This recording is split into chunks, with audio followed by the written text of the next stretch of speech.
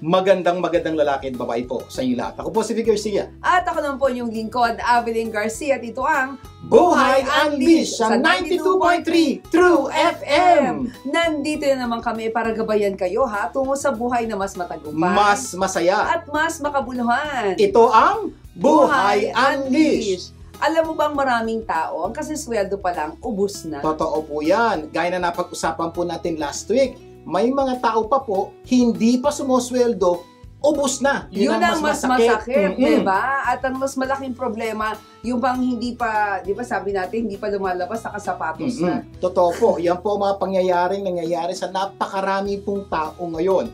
Ang mission po natin sa araw na to ay itigil na yan. At ang good news po, pwede pong itigil yan kung manonood at makikinig kayong mabuti sa ating pag-uusapan. Kaya ang pag-uusapan natin ngayon ay continuation from last week's episode, at ito ay ano ba ang dapat natin gawin para matapos na ang kasisweldo pa lang ubus na. Sa ating episode na, Stop! Kasosweldo pa lang ubus na. Yan po ang mission po natin sa araw na to. Hindi po magiging madali po ang pag-uusap natin, pero kung gagawin niyo po ang sasabihin namin, malaki po ang posibilidad matitigil na natin ang kasosweldo pala. Kasi last time, pinag-usapan natin, ano ba dahilan? Ano yung mga dahilan? Bakit po nangyayari yung nangyayari ang kasosweldo palang ubos sa on? Bakit nababaon ng tao sa utang?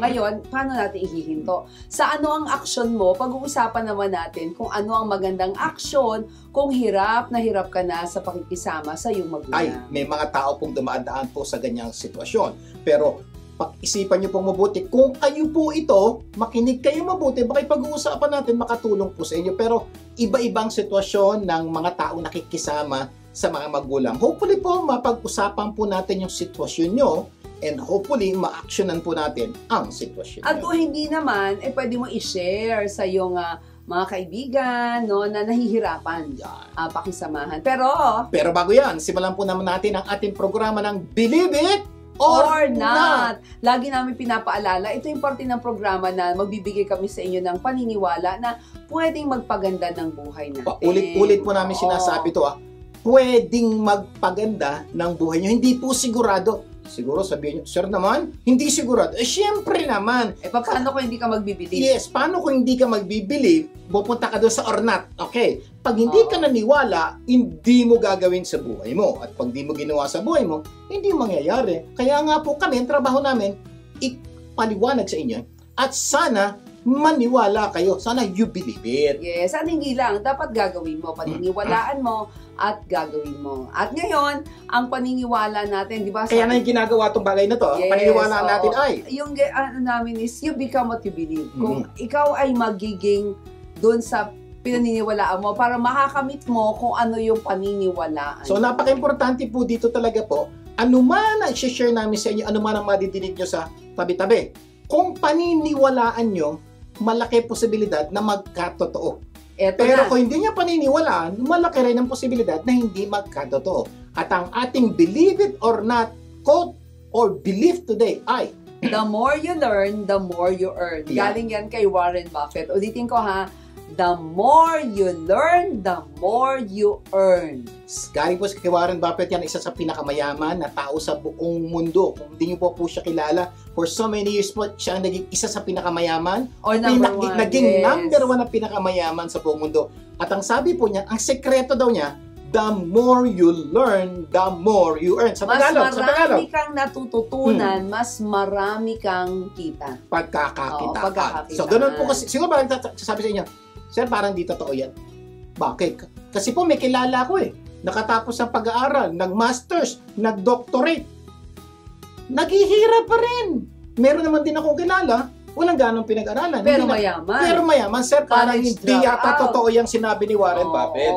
So, yun ang sinasabi nila. Lilinawin lang po natin, may dalawang klaseng learning.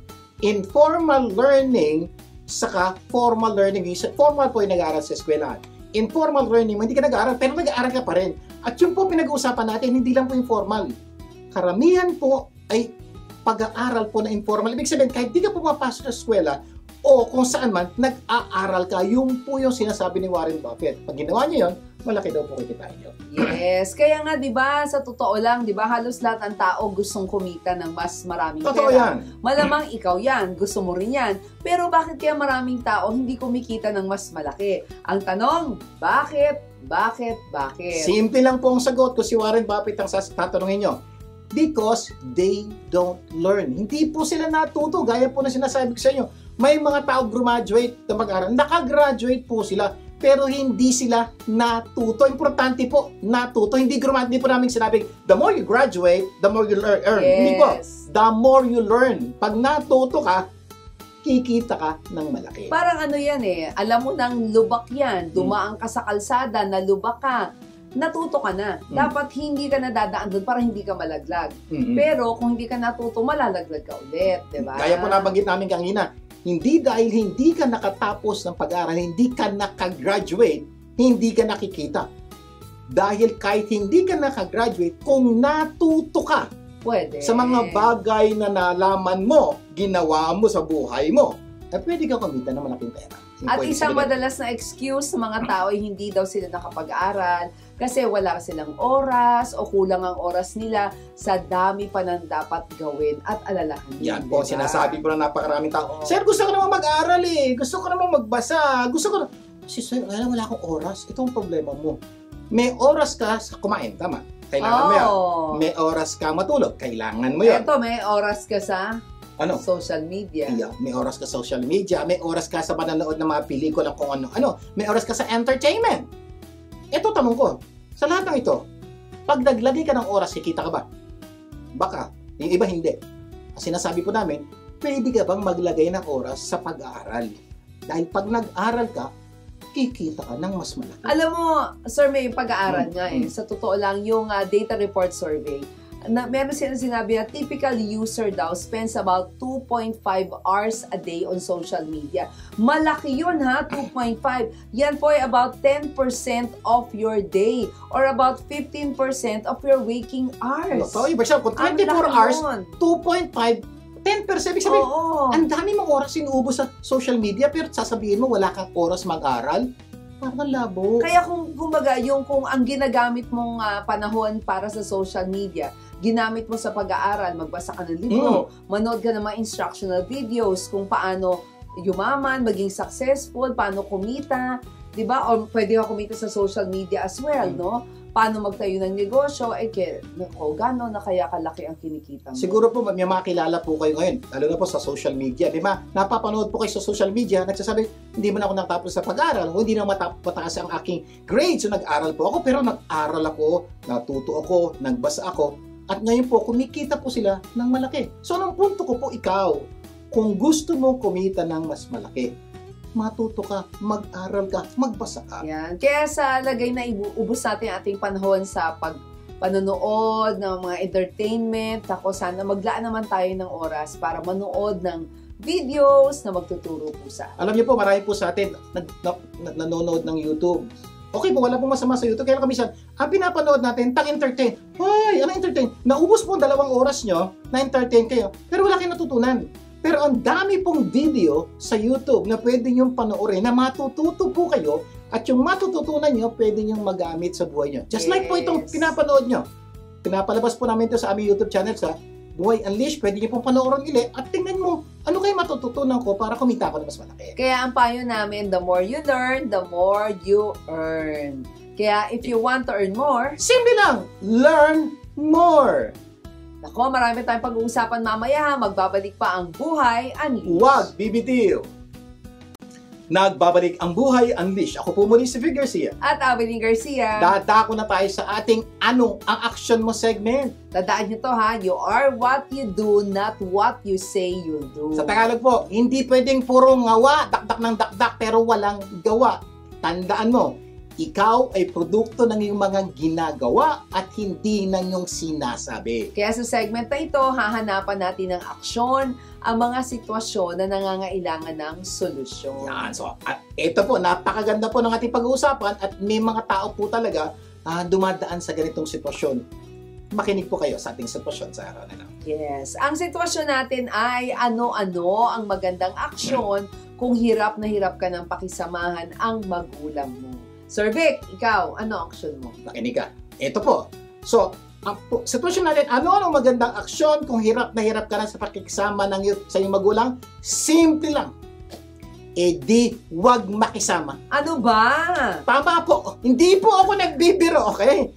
Kung nadinig niyo po tama, wag makisama. Hindi po ito joke. Normally po kasi, nagjo-joke po ako pag sinasagot ko po itong tanong na ito. This time, itong sagot ko po, hindi joke. Kung hirap ka na sa pakikisama sa iyong magulang, wag makisama o wag magsama para hindi kailangang makisama, para hindi ka mahirapan. Ganon?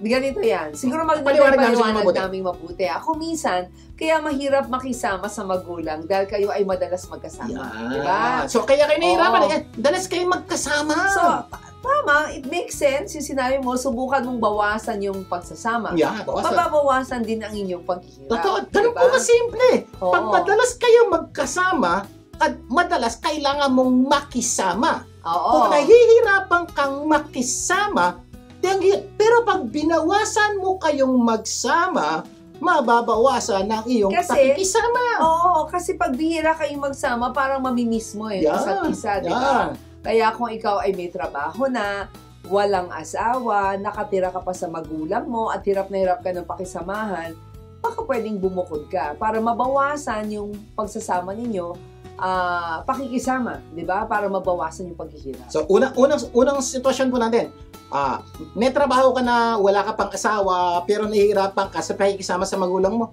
Alam niyo po, pwede ka namang bumukod. Pag bumukod ka, dahil hindi ka na makikisama or dadalaw-dalaw ka na lang, so bihira ka na, mahirapan. Paano yan? Nabawasan nga yung paghihirap sa pakikisama. Tama. Pero nadagdagan naman yung paghihirap niya sa pera kasi magre-renta na siya. Ganun po talaga yan. Life is a trade-off So, gusto mong bawasan ang paghihirap sa pakikisama, madadagdagan naman ang paghihirap mo sa pera. Ganun lang po yun sir, ayokong madagdagan ng paghihirap ko sa pera. Makisama ka. At sana matuto kang makisama sa magulang mo. Yun ang po, kailangan trade-off na kailangan yung maintindihan. Pero, kung may sarili ng pamilya. Iba naman. Punta naman tayo sa ibang sitwasyon. Kasi may mga pagkakataon, may sarili ng pamilya. Nakatira pa sa magulang at hirap na hirap man na pakisamahan ng magulang. Lalong dapat kang bumuko dahil mahirap ang sitwasyon yan. Makikisama ka na sa magulang mo, makikisama ka pa sa asawa mo. Ang hirap po nun. Yung pong pakikisama sa asawa, mahirap na. Tapos habang nakikisama ka sa asawa mo, makikisama ka pa sa magulang mo. Ito mas masakit, minsan di magulang. Mother-in-law, father-in-law, hindi talaga mo kamag-anak, magulang ng asawa mo, mas mahirap. Tapos pag nagkaanak pa kayo, mas mahirap po talaga. Kaya nga po, palagi po namin sinasabi, payo namin, kapag may asawa ka na, ano dapat gawin? Dapat nakabukod ka na. Kung hindi mo pa kayang bumukod, wag ka munang mag-asawa. Yun po. Alam niyo po, hindi po kami nagsabi niyan. Ayon po sa pagtuturo ng Diyos, sabi ng Diyos, the moment magpakasal na po tayo, iwanan po natin ang nanay at tatay natin at samahan po natin asawa natin. Kasi alam po ng Diyos yung hirap ng pakikisama pag ikaw ay nagpakasal. Tapos makikisama ka pa sa nanay mo o mother-in-law mo, ito mas masakit. Doon sa bahay na yun, nando pa yung kapatid mo. Ay naku, talagang pagulo na itong usapan, kaya ka po payo namin, kung mag-asawa, bumukod. Kung hindi pa kaya bumukod, huwag muna mag-asawa. Tsaka yung asawa mo, kawawa. Kawawa rin, kasi makikisama rin siya. Kaya, wag na lang. Mas maganda kung hindi mo pa talaga kaya, wag muna. Pero kung nag-asawa ka na, mas maganda bumukod. Pero kung ikaw ibang sitwasyon naman ta. Kasi may nagsasabi na nun, Sir, wala ba akong trabaho wala naman akong asawa. Paano naman ako? Halimbawa, nag-aaral ka pa at pinag-aaral ka ng magulang mo. Yan, medyo malabo ka pang bumukod, di ba? So, pag-aralan mong pakisamahan ang iyong magulang. Kahit hirap pakisamahan ng magulang? Kasi nandun ka sa roof ng nanay. Bubukod ako. Pwede ka naman bumukod. Ang problema, sino magbabayad ng renta mo? Pagkain mo, nanay mo, labo Ikaw ang bumukod, gusto mo mabawasan ang hirap mo sa pakikisama, tapos pahihirapan pa uli ang nanay at tatay mo magbayad ng iyong tirahan. Hindi naman tama yun? So, ang punto ko po talaga sa mga bata, gaya po ng sabi ni Ma'am Avelin, ikaw ang makisama sa mga magulang mo kasi umaasa ka pa sa kanya. Huwag Yes. kayong mag-alala. Sa takdang panahon, pag nakagraduate ka na, may pangrenta ka na, pambili ka na ng bahay, o pwede ka nang bumukod. Kailan yon? Depende yon. Kung gaano mo kadalas tatapusin ang pag-aaral mo o gaano kabilis. Yes. Kayo po mamimili nun. At nasa sayo yan kung paano mo pakisamahan ng magulang. So, mapansin niyo po, bawat sitwasyon po nyo, depende po ang aksyon. Kaya napaka-importante sa bagay maintindihan niyo po. Dito po sa ating, ikaw, ano aksyon mo?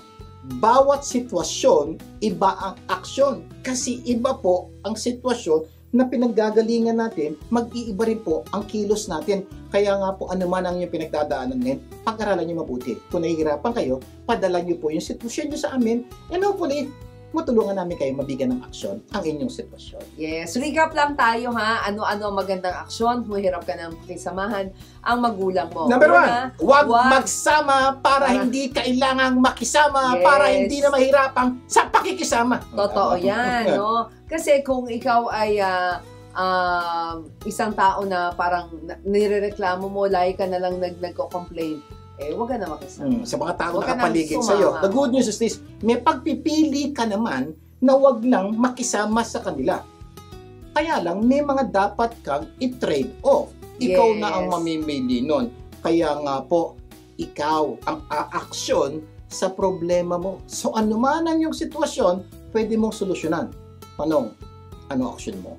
Yan. Sana marami tayong natutunan ha sa ating pinag-usapan. Mamaya, sa itanong mo lang segment, pag-uusapan naman natin ano-ano mga dapat gawin para matapos na ang kasusweldo pa lang, ubus na. Magbabalik pa po ang Buhay Unleashed. Huwag bibitiw. Nagbabalik ang Buhay Unleashed. Big Garcia po balik. At Evelyn Garcia. Dadako na tayo sa ating segment na itanong mo lang. Dahil ang paniniwala namin, when you don't know, don't guess, ask. Sa Tagalog po, kapag hindi alam, huwag manghula. Itanong mo lang. Oo, wala namang bayad yung pagtatanong. Kaya marami napapahamak po Oo. Pwede naman magtanong, malalaman ng sagot, hindi nagtatanong. So, itanong mo lang. Ako magtatanong, gusto mo bang makaahon sa pagkakautang at mabuhay ng masagana? No, kami na nagtatanong, sagot. Alam ko na ang sagot mo. Malamang, oo ang sagot mo. At Yes. kung oo sagot mo, makinig kang mabuti dahil pag-uusapan po natin ngayon ay ano-anong dapat gawin para makaalis na sa tanikala ng pagkakautang or sa ating episode na Stop Kasosweldo pa lang, ubus na. Kasi ang masakit na katotohanan, maraming pamilya ngayon ang dumaranas nitong, ay, lumipad na kasi sweldo pa lang, ubus na, or hindi nga nakita minsan, di ba, parang may iba nang nag-withdraw sa ATM niya. Yan, so alam niyo po, to most of you po, alam niyo po itong pinag-uusapan natin. And to some of you, sana the most, na i-experience niyo po itong kasosweldo pa lang, ubus na. Na ang good news po, pwede po itong itigil. Yes. At may proseso po ka maituturo sa inyo at kung gagawin nyo lang, malaki po posibilidad na matigil na itong kasosweldo pa lang, ubus na. Base sa experience namin, napakahirap talagang malagay sa ganitong klaseng Totoo sitwasyon.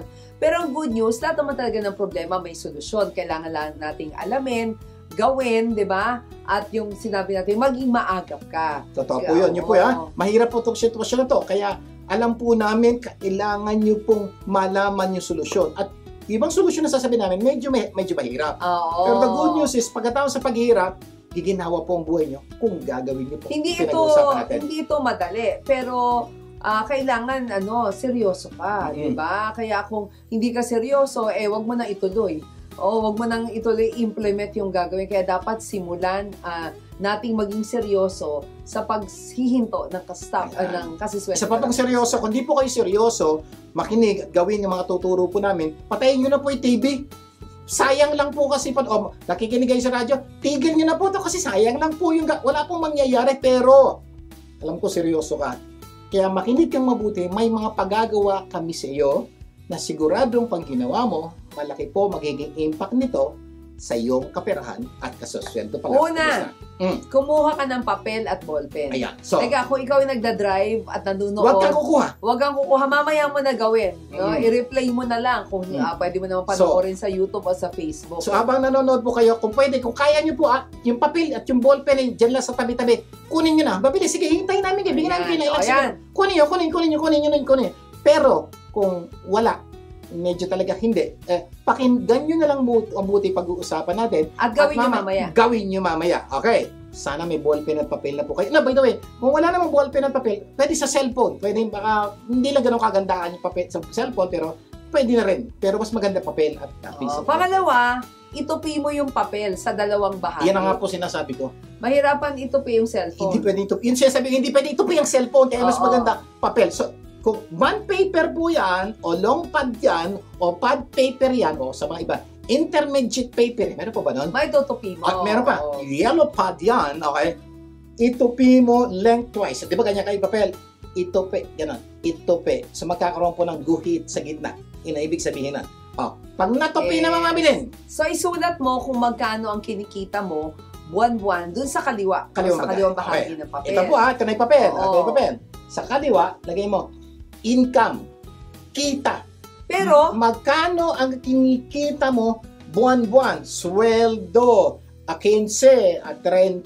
Or lahat ng natatanggap mo, kung meron kang pension, di ba? Whatever.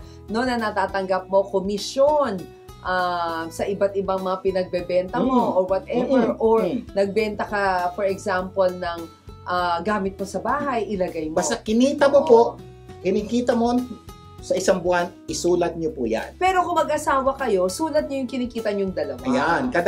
To most of us right now po, pareho kayong kumikitang mag-asawa. So, kita ni Mr., kita ni Mrs., isusulat nyo sa kaliwang bahagi ng inyong papel. Sulat. Kasi importante po, ang tawag po natin, gusto nating malaman magkano ba talaga ang kinikita ng iyong pamilya. Tawag po namin dyan, family income. Isa pong tinuturo po namin ni Ma'am Evelyn, dapat po ang financial management should be a family affair. Dapat po pamilya ang nagmamanage. Napakahirap pong i-manage kung may pera si Mr. may pera si Mrs. So, unang sitwasyon, sulat at ang hindi kita ni Mr.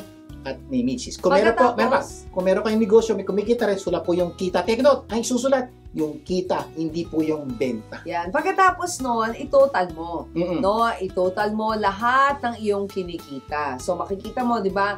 For example, income ni Mr. Income ni Mrs. 25,000 si Mr. Commission. 25,000 si Mrs. So, 50,000. 50,000. Yun po yung total family income.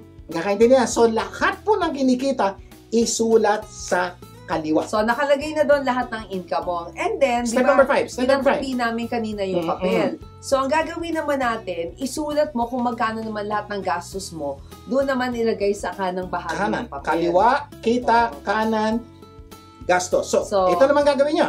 Isa-isayin nyo lahat ng pinagkakagastosan nyo buwan-buwan. Halimbawa, renta, internet, bayad sa tubig, kuryente, kung may association dues na binabayaran.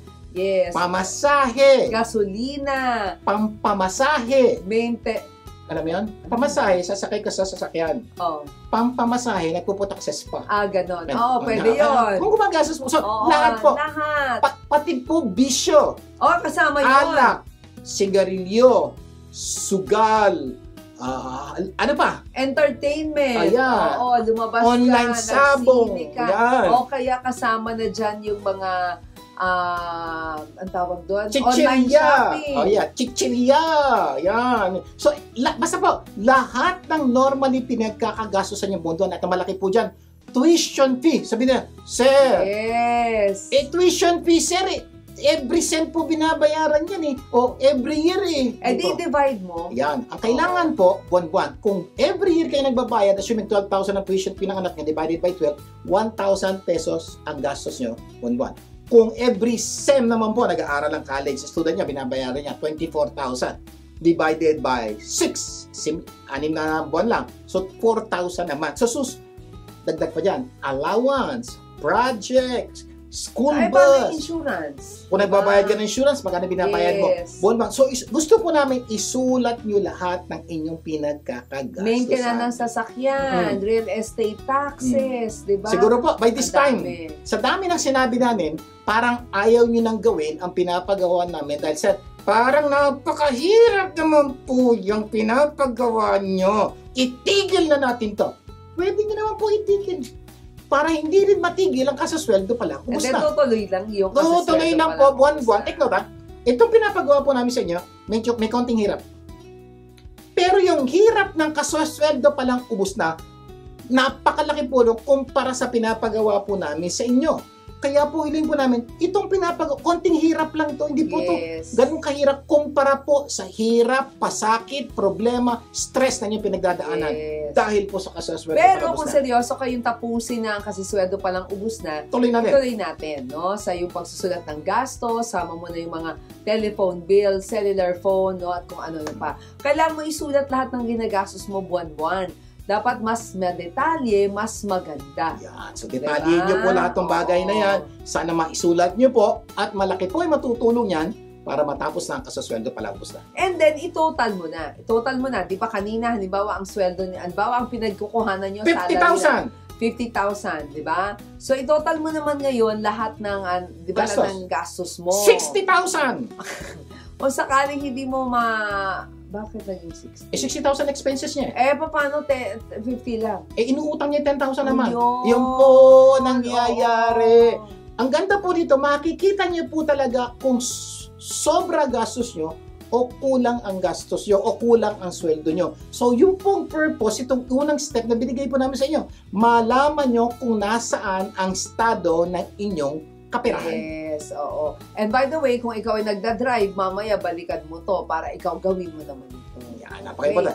Sa aming pagbabalik po, itutuloy pa po natin yung ibang step na dapat nyo gawin para matapos lang kasosweldo pala. Ubus na. Magbabalik pa, Buhay Unleashed. Wag bibitiw.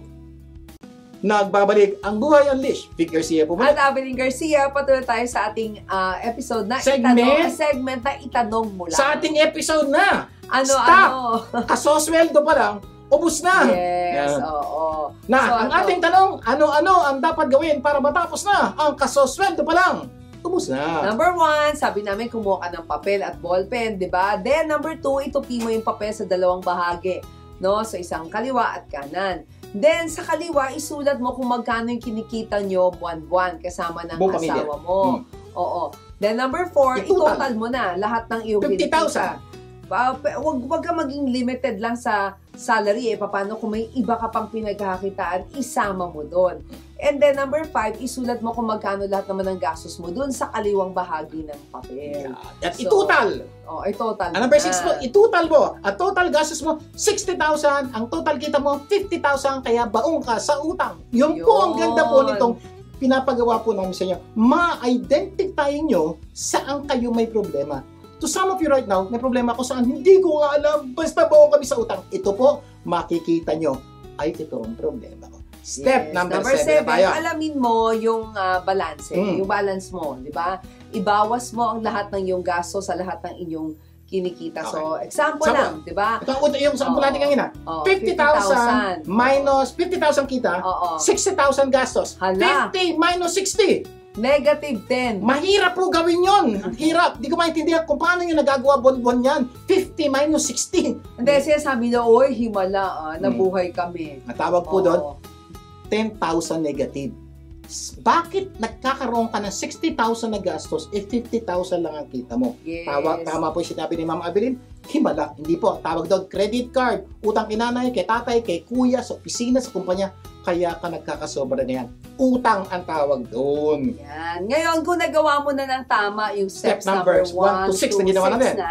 Diba? Alam mo na yung problema mo. Kadalasan, kaya hindi natin masolusyonan yung ating problema kasi hindi natin alam. Yun po. Yun po ang dahilan at pinagawa po namin kanina yung pagsusulat. By this time, alam mo na, ang problema ko, it's either mababa ang kita ko o malaki ang gastos ko. From there po, magkakaroon ka na ng idea kung paano solusyonan ang problema mo. Yan. At ito, kung sakaling sa palagay mo, may mali sa listahan mo, di ba? Pwede mo pa rin namang baguhin. Yung listahan mo, pwede mo. For example, hindi lang, nagsulat siya, 50,000 kita, 60,000 gastos. Yes. So, pwede mo magbago. Something is wrong. 10,000 ang kulang, hindi. Mga 20 to 30,000 ang kulang ko. Ibig sabihin, kulang pa ang gastos mo. Lista pa, sulat pa more. Kasi napaka-importante pa malaman nyo yung tunay na kalagayan ng inyong kaperahan sa simpleng pagsusulat o tawag doon paglilista o paggawa ng listahan. Kaya listahan po is so powerful. Yan. So, gaya na sinabi ko, kung may mali, pwede mo itong baguhin. Yung bang sa listahan, positive ang balanse mo. Pero sa totoong buhay, kulang ka parati. Malamang meron kang gastos na hindi mo nasama sa listahan mo. Ito yung sabi naman po ni mga bilig, mga kalistahan. Ang kita mo, 50,000. Ang gastos mo, 40,000. Nung ibawas mo yung 40 sa 50, sir, positive 10,000. Ang problema, wala yung pera. Sir, may problema. Hindi ko makita kung nasa 10,000 kasi sa papel, may 10. Tama po yung sinabi ni Mabilin, malamang mayroon kang mga gastos na hindi nasulat. Kaya isip pa more. Sulat pa more para makita mo. Until yung sulat, na sinulat mo, balanse mo, magsabi, ito, more or less, ito yon. Talagang kulang ako ng ganitong kalaking pera. So, by that time, makikita mo na ang tunay na estado ng iyong kaperahan. Okay, number 8. Kung negative ang balanse mo, magbawas ka na ng gastos. Diba? May dalawang solusyon sa problemang ito Dagdagan ang kita at bawasan ang gastos. So, balik na naman tayo sa sample natin. 50,000 kita, 60,000 ang gastos. So, if this is your situation, mas malaki ang gastos kaysa kita, dalawang solusyon na sinasabi ni Ma'am Abilene. Una, bawasan ang gastos. Pangalawa, dagdagan ang kita. Ang tanong, sa dalawa, alin na mas madali? Oo, alin yung mas madali? Siyempre, bawasan ang gastos. Bakit? Mas madali dagdag kita. Mahirapan, mag-a-apply pa daw siya. Okay. Pakikita po namin, bakit mas madali magbawas ng gastos kaysa magdagdag ng kita? Okay. Pag nagdagdag ka ng kita, ano gagawin mo? Mag-overtime ka. Paano kung di pa nag-overtime ng boss mo? Kasi yung overtime, hindi naman normal. Oo. Magdadagdag ng dagdag na trabaho. Paano kung wala ka makuha ng dagdag na trabaho? Pangalawa, kung ubus na oras mo sa unang trabaho mo, paano ka makakaroon? Pagod ka na. Oo. Punta tayo sa kabilang side. Bawas ang gastos. Ito maganda. Pwede kayo magbawas ng gastos. Nauna. Oo, kumbaga, balikan mo yung listahan ng gastos mo. Alin sa mga pinagkakagastusan mo ang pwedeng tanggalin o bawasan. Sample! Oo. Sample! Sa lagay na... manicure. Yeah. Wag ka na magpa-manicure. Baka pwedeng ikaw na lang mag-manicure. Load! Oo, load. Hindi naman kailangan tanggalin. For example, load mo 500 naman. Pwede man 200 na. Oo. So, magbabawas ka. Ano ba? So, halimbawa, yung brand na ginagamit mo, ito, may generic brand naman. Di, mag-switch ka sa generic brand. Kaya, diba? yung mga uso-uso ng mga drinks. Magbawas ka muna ng kape, mamahaling kape. Correct. O mamahaling tsaa. O mamahaling drinks. Pwede ka pa rin namang uminom, pero pwede ka mag-downgrade. Diba? For example naman, bisyo. Sa lagay na 3 beses ka uminom sa linggo, sana lang. O sa lagay na 10 stick na sigarilyo, 5 na lang. Pero tama yung po ng mga bilid. Mas malaki ang matitipid kung wala nang bisyo. So, yun po yung sinasabi natin. Mas madaling magbawas ng gastos kesa magdagdag ng kita. Sabi nga ng maraming nanay, di ba? Habang maiksi ang kumot, matutong mamaluktot, di ba? Kaya lang, marami sa atin, iba ang paniniwala. Ano? Bakit na magtsatsaga sa maiksing kumot kung pwede namang mangutang ng pambili ng mahabang kumot? Ganon. Yan po ginagawa ng marami sa atin. Ayaw nating magtsaga. Ano ginagawa natin? Hindi pa natin kayang bilhin, uutangin natin, mapapatungan ng tubo, eventually, mababaw tayo sa utang. Yung po isang simpleng bagay na gusto po namin ituro sa inyo. Kung ayaw nyo mabaon sa utang, huwag mangutang. At importante, huwag kumuha ng installment. Kung di nyo pa kayang bilhin ng cash, huwag nyo munang bilhin.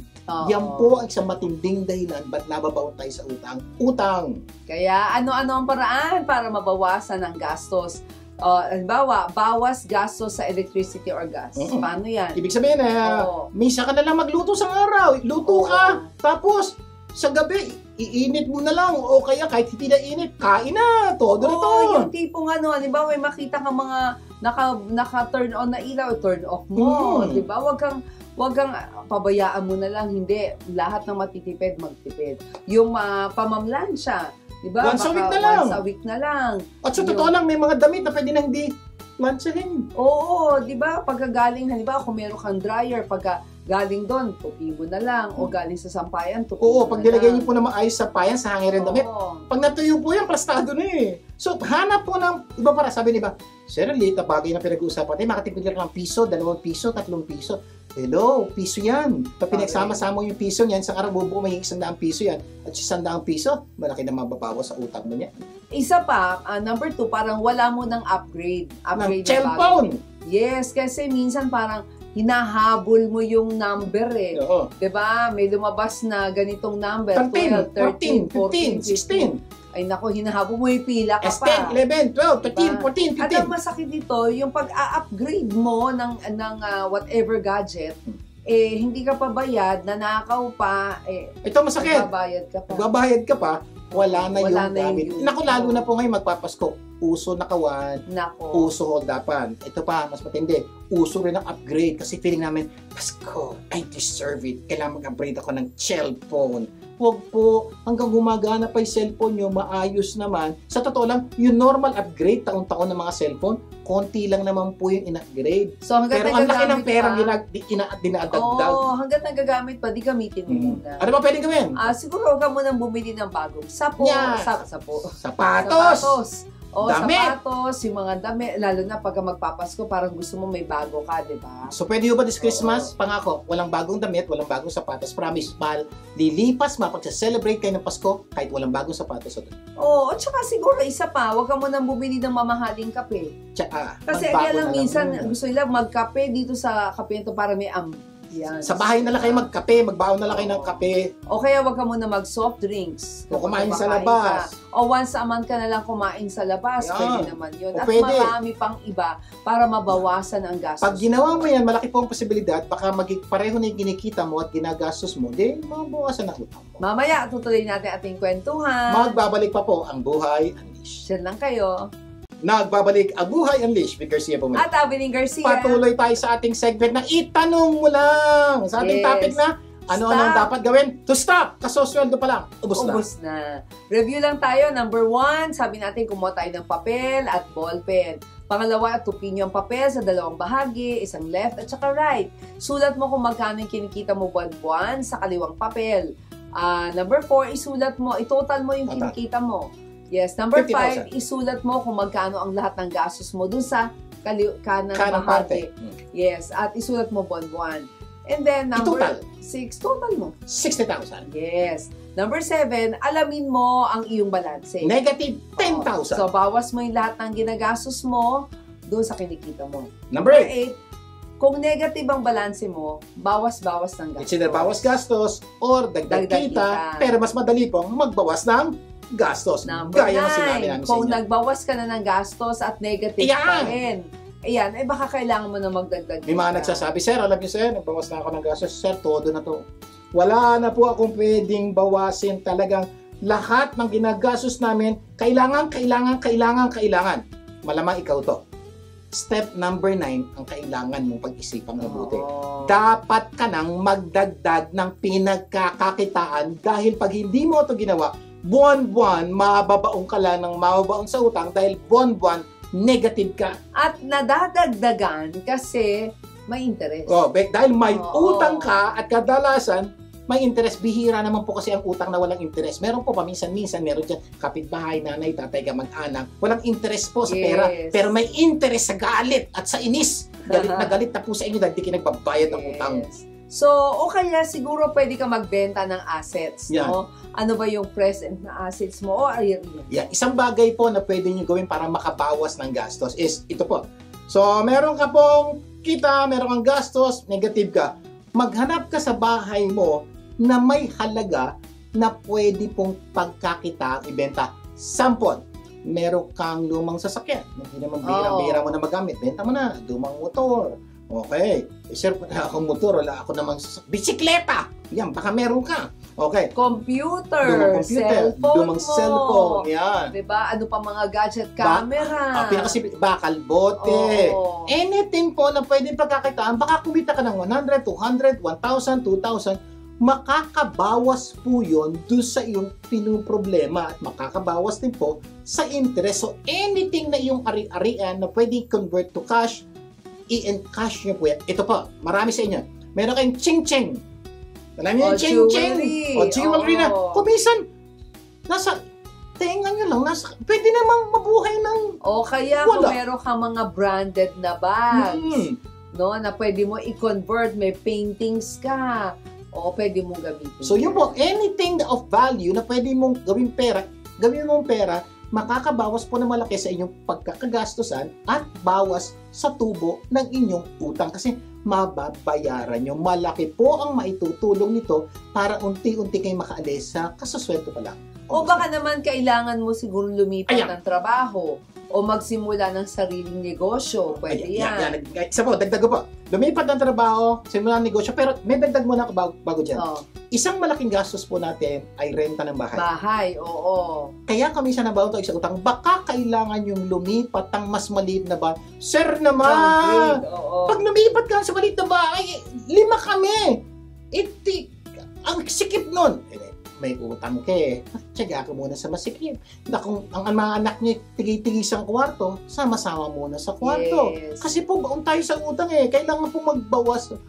So, isang malaking bagay po na pwede gawin is magbawas po ng gastos. Isa po dyan ng renta. Kung may sasakyan ka kayo, mag-commute na lang po kayo. Ito po yung madadaling paraan para makabawas ng yung pinagkakagastosan. Pero balik tayo sa sinabi ng Mabelin. Yan. Maghanap ka ng lilipatan mong trabaho or baka pwede ka namang maghanap ng or magsimula ng bagong negosyo. Yan. Kasi po, pag talaga nagpatuloy po ito, wala kayong ginawang aksyon, buwan-buwan, pabaon lang kayo ng pabaon sa utang. So, you need to make a drastic action. Hanap ka ng trabaho, magbibigay siya ng mas malaking sweldo. Ang problema, di ganun kadali yun. Kaya nga po, isang turo po namin, punta po kayo sa YouTube. Ang dami po mga nagtuturo sa YouTube kung paano madagdagan ng yung pagkakitaan. Or step-by-step guide sa pagsimula ng negosyo. Yeah, meron din kami niyan sa aming YouTube channel na Vic and Abilene Garcia. Ang payo lang po natin, huwag nyo pong biglain. Ang pwede nyo pong gawin, nagtatrabaho kayo, subukan nyo pong magnegosyo. Nagtatrabaho kayo, subukan nyo pong mag-sideline. Yung isang kaibigan natin, di ba? Sobrang galing niyang gumawa ng mga party designs, di ba? Talento niya yan. Pwede niyang gawin yun after office, di ba? O kaya Sabado, Linggo. Linggo. So pakiramdaman nyo, huwag nyo bibiglayin. Hopefully, kumita po kayo sa trabaho nyo, tapos kumikita kayo dito sa kabila. At pagtingin yung unti-unting lumalago na po ito, baka pwede nyo pong bitawan na yung trabaho nyo para punta kayo dito kung tingin nyo tatakbo at maayos na pong kikita ang negosyo nyo. So, pwede nyo pong pagsabayin and eventually mag-decide kayo kung anong bibitawan nyo para makaalis po kayo sa kasasweldo para mas. Yeah. Lalo na kung kayo ina-allow ng company, ha? Kasi iba moonlighting yun. Lalo na kung yung trabaho nyo sa kumpanya, hindi na trabaho nyo sa labas. Pero kung yung trabaho nyo naman sa kumpanya, iba naman yung trabaho nyo sa labas, normal hindi po kayo ma-charge ng moonlighting. Number 10, humingi ng tulong sa iba. Pero higit sa lahat, humingi ng tulong sa Diyos. Ito po yung napaka-importanting tulong po namin sa inyo. May mga pagkakataon po kahit paano ng isip, kahit paano plano, kahit paano lista, kahit paano sulat, wala po talagang mangyayari. Baka kailangan nyo na po ng mata o isip ng iba. So, ilapit nyo po at may kayo ng tulong sa mga tao na nakakaunawa ng problema nyo. Sir, may problema ako. Ano ko ba pwede ko ibang gawin? Ito na po nagawa ko, pero wala pa rin. Baka makapagbigay po sila ng ibang solusyon sa inyong problema. Gaya po na nangyari po sa amin ni Ma'am Abilene. There was a time ba hindi po kayo sa utang, meron po mga taong tumulong po sa amin at binigyan kami ng ibang pananaw sa problema kami. Kasi pag ibang mata ang tumitingin, fresh perspective yun So, nakikita nyo, hindi mo nakikita. Pero higit sa lahat, humingi kayo ng tulong sa Diyos. Kasi kung minsan po talaga po yung problema nyo, parang wala nang solusyon. The good news is this. Ang imposible po sa tao, posible sa Diyos. Wala pong imposible sa Diyos, ano man ang inyong problema pinagdadaanan. Nako!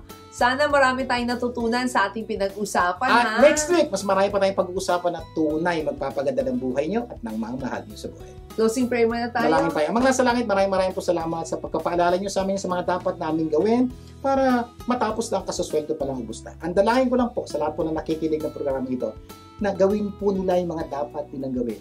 At habang ginagawa po nila ito, manalangin po sila sa inyo, bigyan nyo sila ng tulong habang ginagawa po nila ang mga dapat nila gawin. Dalangin po namin na tulungan nyo po kaming ilabas ang galing na nasa bawat Pilipino. Lahat ito'y dalangin namin sa pangalan ni Jesus. Amen! Amen! Amen! And amen! Naku, imbitahan ninyo yung mga taong mahalaga sa inyo na tumutok sa programang Buhay Unleash. Magsama-sama po tayo muli tuwing Sabado, alas 5 ng alas 4 hanggang hapon. Alas 5 ng hapon. Dito lang po sa 92.3. True FM. Ako po, si Vic Garcia.